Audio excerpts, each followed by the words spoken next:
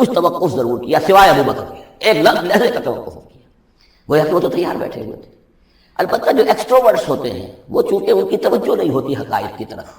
وہ دنیا میں مگن ہیں، کھیل کود میں ہیں، شکار میں ہیں، کشتیوں میں ہیں، ہنسی مذاق میں ہیں، گفتگوؤں میں لگے ہوئے ہیں، تو انہیں کچھ زیادہ غور و فکر کی ان کے اندر جو ہے طبیعت کے اندر میلان نہیں ہوتا اس کا، لہذا انہیں دیر لگ جاتی ہے نبی کی دعوت کو سمجھنے میں، اس کی طرف متوجہ ہونے میں۔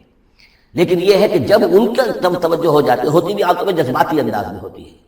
لیکن جب ان کی توجہ ہو جائے جذباتی انداز میں تو پھر یہ ہے کہ وہ چونکہ ہوتے ہیں ایکٹیو زیادہ ہوتے ہیں، لہذا وہ اپنی فعالیت کی وجہ سے آگے نکل جاتے ہیں، بظاہر وہ صدیقین سے آگے نکل جائیں گے فعالیت کی وجہ سے، اس لیے کہ وہ فعال زیادہ ہے۔ اب اس کی مثال حضرت عمر ہے، حضرت حمزہ رضی اللہ تعالیٰ عنہما، 6 سال لگ گئے۔ حضرت عمر کے بارے میں تو آپ کہہ سکتے ہیں کہ سب کوئی گھرانہ مختلف تھا، وہ بنو عدی میں سے تھے، حضور بنو ہاشم میں سے تھے، لیکن حضرت حمزہ کو کیوں دیر لگ گئی؟ 6 سال، سگے چچا ہیں، دودھ شریک بھائی ہیں، ساتھ کے کھیلے ہم جولی ہیں، نہایت محبت کرنے والے حضور سے، اور اسی کیفیت کے اندر وہ ایمان لائے ہیں کہ ایک روز آئے باہر سے، شکار کھیل کر آ رہے تھے، کئی دن باہر رہے تھے، واپس آئے تو ابھی گھر میں داخل نہیں ہوئے تھے، لونڈی نے کہا کہ آج تو ابو جہل نے بڑی گستاخی کی ہے آپ کے بھتیجے کے ساتھ، اور بس یہ سنتے ہی آگ بگولا ہو کر گئے ہیں، کمان جا کے ماری ابو جہل کے سر میں کہ تم نے یہ کیا ہے، اور اسی وقت کہا اچھا میں اس پر ایمان لایا، آپ کرو مقابلہ کرو، یہ ان کے ایمان کا معاملہ۔ تو یہ حمزہ ہے، اس طرح حضرت عمر ہیں، چلے تھے حضور کو قتل کرنے کے ارادے سے، لیکن اپنی بہن کے اندر جو دیکھی، اس کے اندر یہ کہاں سے اتنی استقامت آ گئی کہ بھائی جان چاہے آپ ہمیں قتل کر دیں، جان سے مار دیں، لیکن اب یہ جو دین ہم نے قبول کیا اس کو ہم چھوڑنے والے نہیں۔ بہنوئی کو تو مار مار کے لہو لہان کر دیا تھا سعید بن زید کو، بہن کو بھی مارا، لیکن پھر اچانک بدل گئے، پھر وہی عمر جو ہے جو تلوار ننگی لے کے چلا تھا قتل کرنے کے ارادے سے، گردن میں تلوار حمایل کیے ہوئے، جیسے غلام ہوتے ہیں ان کے ہاں غلاموں کا رواج یہ تھا، ان کی گردن تلواریں گردنوں میں حمایل ہوتی تھی، وہ آ رہا ہے اور ایمان لا رہا ہے۔ تو یہ ہے شہداء، صدیقین اور شہداء۔ تو اب مزاج جو ہے انبیاء میں بھی آپ کو ملے گا، کچھ لوگوں کا مزاج شہداء سے مناسبت رکھتا ہے۔ حضرت اسماعیل کا آپ نے سنا ہوگا، یہ واقعات قصوں میں آتے ہیں، وہ شکار جیسے کہ حضرت حمزہ کی کیفیت ہے، وہ نکل جاتے تھے، حضرت ابراہیم 2 مرتبہ گئے ہیں، ملاقات ہی نہیں ہوئی، اس لیے کہ وہ اپنے شکار پر نکلے ہوئے تھے۔ اس طرح کا معاملہ حضرت اسماعیل کا تھا۔ حضرت موسیٰ بھی جلالی مزاج کے آدمی تھے، ایک آدمی کو مکہ مارا ہے، اس کی جان نکال دی۔ حضرت ابراہیم وہ دوسری قسم، وہ صدیق النبی، ان کے مزاج جو ہے وہ اس نوعیت کا، صدیقیت کے ساتھ مناسبت رکھنے والا۔ تو نبوت تو ان کو بھی ملی، نبوت ان کو بھی ملی، لیکن مزاجی فرق کی وجہ سے ایک صدیق نبی ہے اور ایک رسول نبی ہے، اس لیے کہ رسول کے ساتھ جو لفظ مناسبت رکھتا ہے وہ شہادت ہے۔ تمام رسول شاہد بنا کر بھیجے گئے ہیں۔ یہ جو کار رسالت ہے، تبلیغ اور اتمام حجت، اس کے اندر تو عمل کا پہلو زیادہ ہے، اور اس میں پھر شہداء زیادہ نمایاں ہوتے ہیں۔ تو رسولوں کے لیے ہے یہ یا ایھا النبی انا ارسلناک شاہدا ومبشرا ونذیرا وداعیا الی اللہ باذنہ وسراجا منیرا، اور جیسے کہ ہم نے پڑھا وکیف اذا جئنا من کل امۃ بشہید، تو رسولوں کے ساتھ مناسبت لفظ کی جو ہے وہ شہادت کی ہے۔ تو گویا کہ شہداء کا مزاج رکھنے والے جو نبی ملے وہ رسول النبیہ ہیں، اور صدیقیت کا مزاج رکھنے والے جن کو نبوت مل گئی وہ صدیق نبی ہیں۔ تو حضرت ابراہیم انہ کان صدیقا نبیہ، وہ تو ہم پڑھ چکے تھے، اب آگے چلیے۔ ابھی اس موضوع پر مزید گفتگو سورہ حدید میں چل کر ہوگی۔ اولئک ھم الصدیقون والشہداء عند ربہم، اس کے جو دوسرے رکوع کے آخر میں یہ آیت آئی ہے، تو وہاں جا کر انشاءاللہ اس کے سلسلے میں مزید گفتگو ہوگی۔ وَاذْکُرْ فِی الکتاب موسیٰ، اور کتاب میں تذکرہ کیجئے موسیٰ کا، انہ کان مخلصا، یقیناً ہم نے اسے خاص اپنا بنا لیا تھا۔ اس کی تفسیر آگے آ جائے گی سورہ طٰہٰ کے اندر۔ وَکَانَ رَسُولًا نَبِیًّا، اور وہ رسول نبی تھے۔ وَنَادَیْنَاهُ مِن جَانِبِ الطُّورِ الْأَیْمَنِ، اور ہم نے اس کو پکارا، اس سے بات کی، اس کو بلایا طور پہاڑ کے داہنی جانب سے۔ وَقَرَّبْنَاهُ نَجِیًّا، اسے قریب ہم نے بلایا سرگوشی کے لیے۔ وَوَهَبْنَا لَهُ مِن رَحْمَتِنَا أَخَاهُ هَارُونَ نَبِیًّا، اور ہم نے اسے اپنی رحمت سے اس کو یہ مقام بھی عطا کیا کہ اس کے بھائی ہارون کو بھی نبوت عطا کر دی۔ یہ درخواست کی تھی حضرت موسیٰ علیہ السلام نے، وہ اگلی صورت میں آ جائے گا۔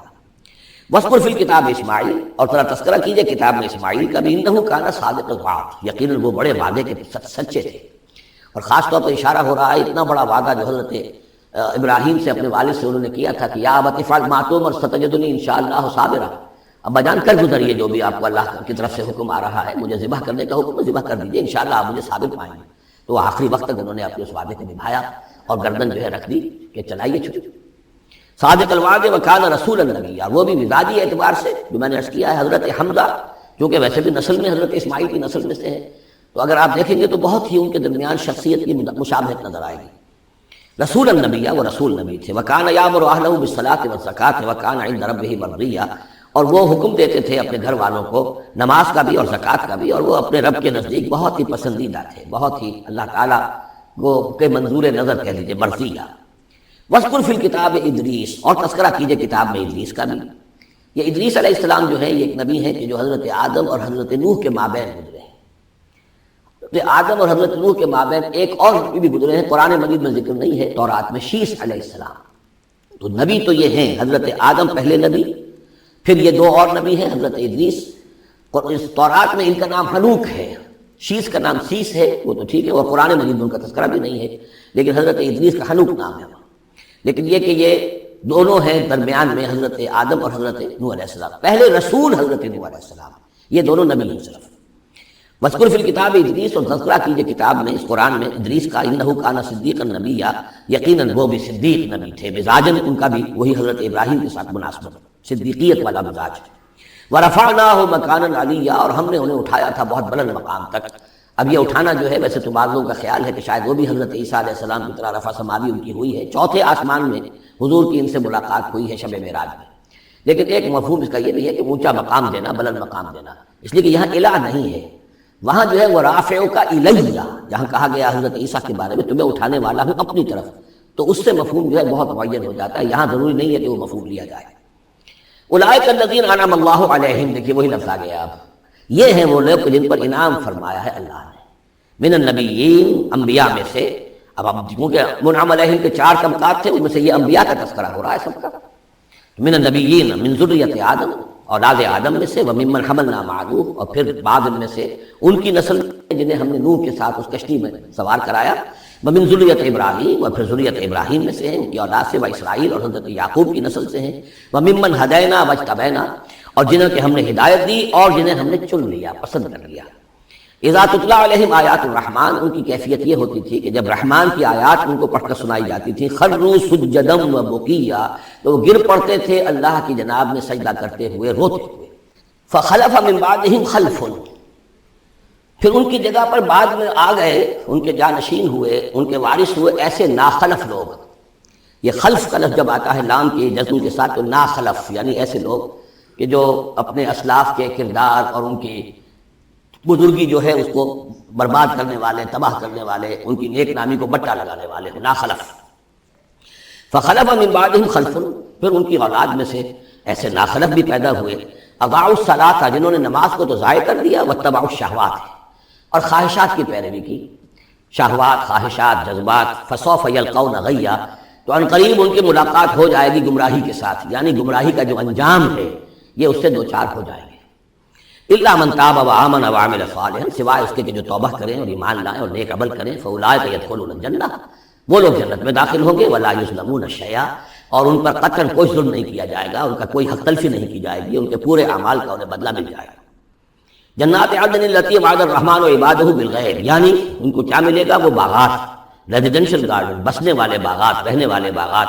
جن کا کہ وعدہ کیا تھا رحمان نے اپنے بندوں سے غیب میں،